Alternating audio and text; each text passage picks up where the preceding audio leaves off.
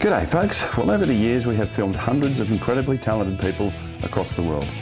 Many of these artists have gone on to produce their own videos as well. We hope you enjoy this great lesson from one of our Colour in Your Life artists. In lesson 1 we saw that objects appear smaller and smaller as they get further away from us, until they disappear over the horizon. The point at which they disappear is termed a vanishing point. Now we're going to look at structural things where buildings have been made on horizontal surfaces, so we expect to see flat, horizontal, definite vertical lines. Okay, so I'm going to paint a fence. First things I need are my vanishing point. So for that I need to have my horizon line, which is my eye level. Here's my horizon line. Now I need the vertical of the first post, the post that's closest to me. Yeah. Now, how to decide the various angles. So the bottom of the fence tilts, the top of the fence and so on. So I can use my paintbrush or pencil if I'm drawing outside, hold it like this and say, I think it's on about that angle. And I just transfer that straight to here. Another way is to get a couple of pieces of cardboard or something like that, look at the fence, decide on the angle you think it's on, and there we are.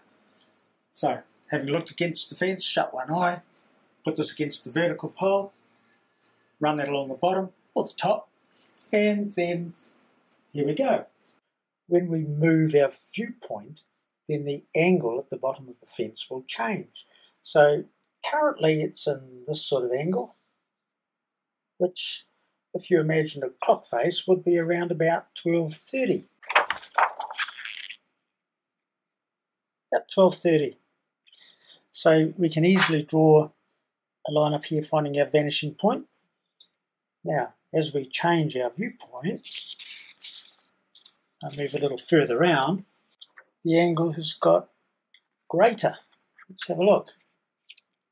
It's now after 1 o'clock, or pretty close to 1 o'clock.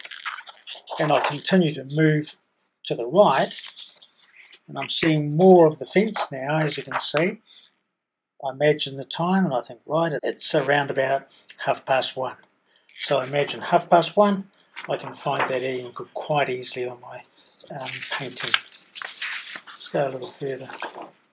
Alright, so we're almost horizontal at this stage.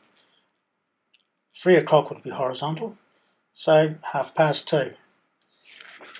So that's the way we think of our angles. We continue this to the horizon, that will give us our vanishing point. This one at the top will also go down to that same vanishing point.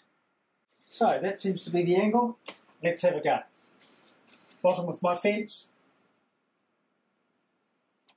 And if I continue it on, it will meet the horizon there. That's my new vanishing point. All horizontal lines within this fence will go to that vanishing point. Alright? Top, middle, bottom will go on those various angles. Let's put some of those in.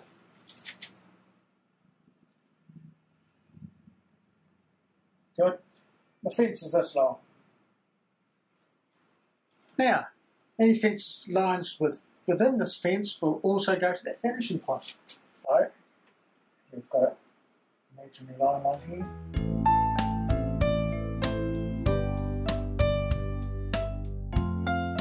So this is quite correct. Now, verticals. This is a slightly different thing because, let's put one in. We've got one about here.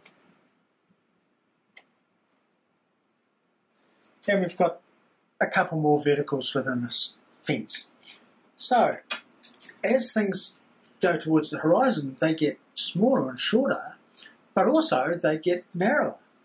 So, we have this width, the next one is going to be narrow, and the next one narrower. How do I find out? Well, really the best way is to use your eyes. Just look at it carefully, make judgments, say, that much of my pencil, this one, that much, about 3/4. And so you have a look at that, say that's the next one, all about there, and so on. That's probably the most simple way. However, if you want to really get it right, then I suggest you do it this little way here. Find the middle, so it's there. If I join this up, I've got the middle of this one, middle of subsequent ones as well. Now all I need to do is draw a line from the point there through the middle. Where it touches here is the start of my next vertical post. So that'll go here. Next one, exactly the same. Point from that point through the middle of that one, which is there, and it will touch here. So our next post. Now, there are my verticals. Sometimes they look too automatic, too exact, and I really don't think very exact things always look good in a painting. It's quite nice to have a little bit of movement, a little bit of inaccuracy. If things are too accurate, it looks just too sort of